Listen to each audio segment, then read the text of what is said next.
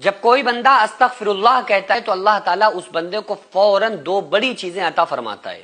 لیکن عام طور سے لوگ استغفراللہ پڑھتے تو ہیں، لیکن انہیں یہ پتہ بھی نہیں ہوتا ہے کہ یہ استغفراللہ جب ہم پڑھیں گے تو اس کے بدلے ہمیں یہ مل کیا چیزیں رہی ہیں، اور اللہ تعالیٰ اس بندے سے کہتا کیا ہے. اور فرشتوں میں اللہ تعالیٰ فخر فرماتا ہے. یہ جو چھوٹا سا جملہ ہے نا استغفراللہ، اس کی بہت بڑی طاقت ہے، کیونکہ آقا علیہ الصلوۃ والسلام نے اس کے بارے میں اس کی بڑی فضیلتیں بیان فرمائی ہیں، اور خود قرآن کریم میں اللہ تعالیٰ نے اس کی بڑی فضیلت بیان فرمائی ہے. اللہ تعالیٰ قرآن کریم میں فرماتا ہے یا ایھا الانسان، اے انسانوں.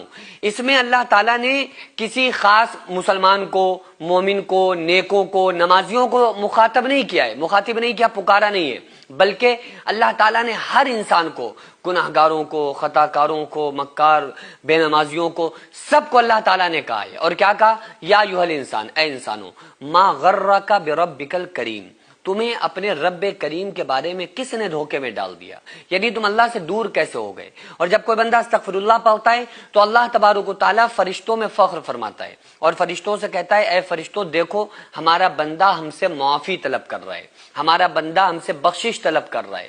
استغفراللہ کا مطلب کیا ہوتا ہے؟ اے اللہ ہمیں بخش دے، اے اللہ ہمیں معاف فرما دے. یہ استغفراللہ جب کوئی بندہ کہے، اگر اس کے دل میں ندامت آ گئی تو کتنے بھی گناہ ہوں گے اس کے اللہ تعالیٰ معاف کر دے گا.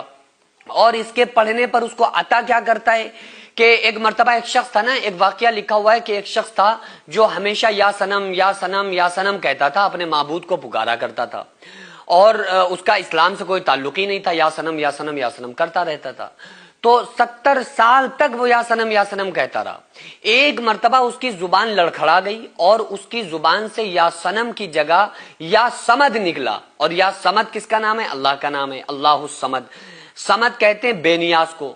تو اس کی زبان سے نکلا یا سمد، تو اللہ نے 70 مرتبہ اس کو جواب دیا. اس کو کہا کہ اے میرے بندے میں تیرا رب حاضر ہوں، میرے بندے میں تیرا رب حاضر ہوں، اے میرے بندے میں تیرا رب تیرے لیے حاضر ہوں، بتا کیا چاہتا ہے.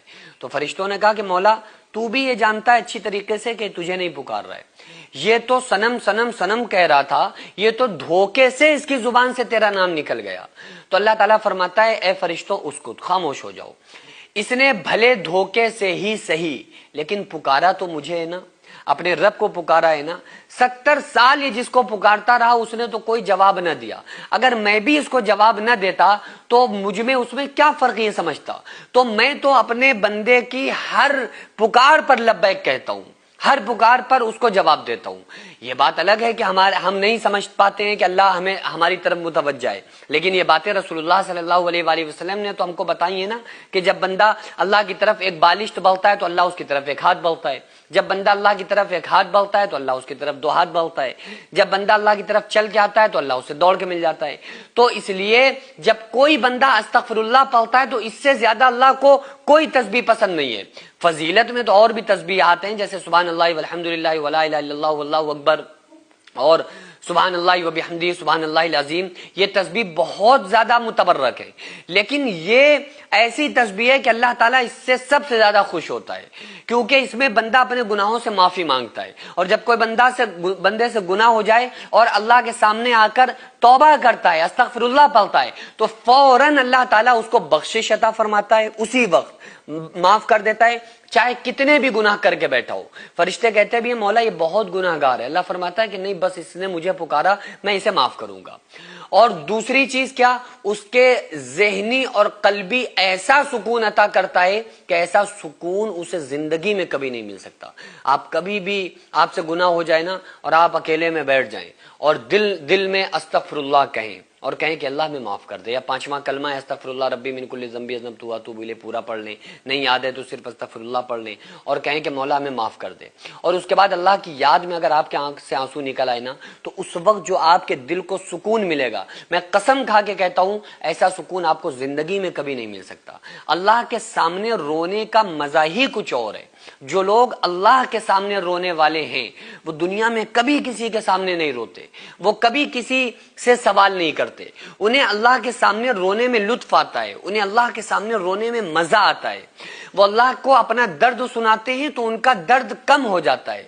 وہ اللہ کے سامنے اپنے بوجھ کو رکھتے ہیں تو ان کا بوجھ ختم ہو جاتا ہے. صرف اللہ کے سامنے مشکلات کو بیان کرنے سے ہی ان کی مشکلات آسان ہو جاتی ہیں.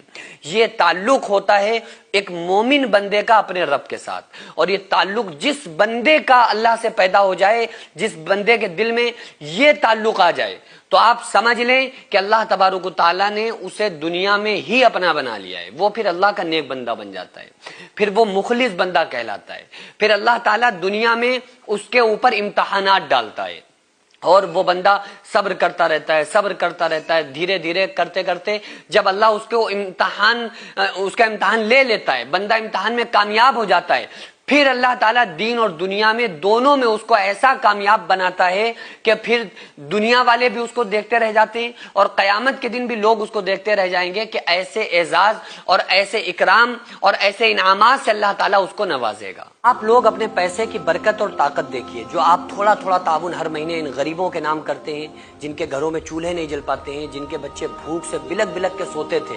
الحمدللہ جو ہماری آغازیہ ویلفیئر سوسائٹی ہر مہینے ان غریبوں کو راشن دینا, ان بیماروں کا علاج کرانا, یہ تمام کام جو ہماری سوسائٹی کر رہی ہے, اور آپ کی ہوئی مدد سے جو ان غریب گھروں میں کھانا بنتا ہے, تو یہ صرف اللہ کا شکر ادا نہیں کرتے, بلکہ ہم تمام لوگوں کے لیے خوب ساری دعائیں کرتے ہیں.